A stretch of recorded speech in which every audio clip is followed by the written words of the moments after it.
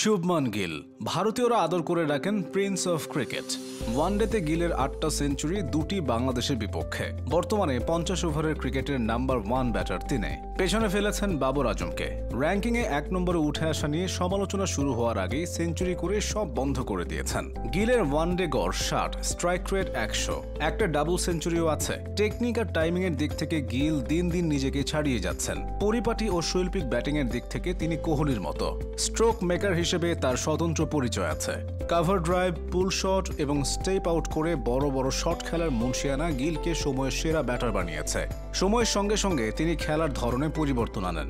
রোহিতের সঙ্গে থাকলে একটু দেখে শুনে খেলেন, অন্য প্রান্তে রোহিত ঝড় তোলেন, গিল শুধু সঙ্গ দিয়ে যান। শুধু জোনের ভেতর পেলে অপূর্ব প্লেসমেন্টে বলকে সীমানা ছাড়া করেন। আবার কোহলির সঙ্গে খেললে ঘন ঘন স্ট্রাইক রোটেট করে খেলেন। মাঝে মাঝে রুম তৈরি করে বাউন্ডারি হাঁকান। মিডল অর্ডারে শ্রেয়াস আর রাহুলের সঙ্গে খেলার সময়ও ব্যাটিং স্টাইলে পরিবর্তন আনেন গিল। ক্রিকেটটা বুঝতে শেখার পর থেকেই তিনি কোহলির ভক্ত। চেজ মাস্টার হিসেবে কোহলির যেমন খ্যাতি আছে, গিলও চেজিংয়ে নিজেকে প্রমাণ করছেন। চাপের মধ্যেও মাথা ঠান্ডা রেখে খেলেন, যা বড় ইনিংস করতে সাহায্য করে। ভারতে তরুণ ব্যাটসম্যান উঠে আসবে, অথচ সেখানে আইপিএল এর ভূমিকা থাকবে না, তা তো হয় না। ২০১৮ সালের আইপিএল নিলামে গিলকে দলে নিতে আগ্রহী ছিল 4টি দল: Kings Eleven Punjab, Rajasthan Royals, Kolkata Knight Riders এবং দিল্লি ক্যাপিটালস।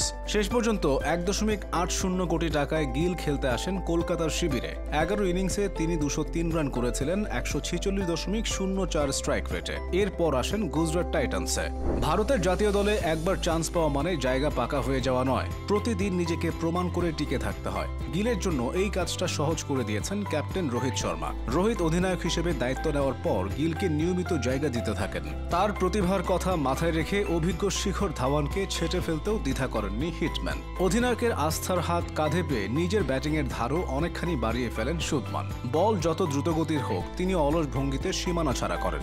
এর পেছনে তার বাবার অবদান সবচেয়ে বেশি। ৩ বছরের ছোট্ট গিল ব্যাট নিয়ে ঘুমাতে যেতেন। ক্রিকেটে ছেলের এমন আগ্রহের পালে উৎসাহ দেন বাবা। গিলের বাবার একটা দড়ির তৈরি খাট ছিল। গিল দূরে ব্যাট করতেন, তার বাবা ওই দড়িতে বল ফেলতেন।